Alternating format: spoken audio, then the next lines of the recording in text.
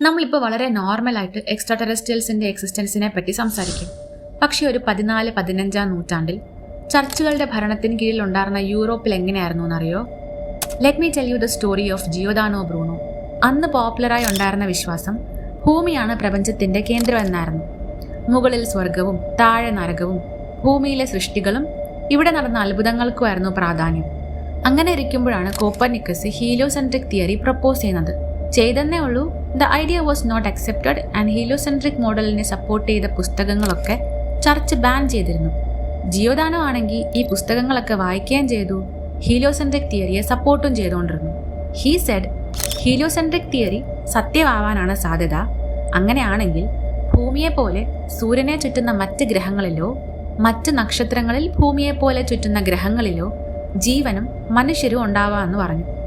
എൻ്റെ ഇത് ചർച്ചിന് ഒട്ടും ഇഷ്ടപ്പെട്ടില്ല.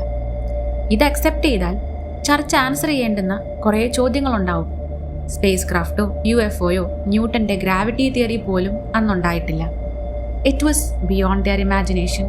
അങ്ങനെ ഇവർ പാവം ജിയോദാനോ ബ്രൂണോനെ 7 വർഷം ജയിലിൽ കൊണ്ടിട്ട് ടോർച്ചർ ചെയ്തു.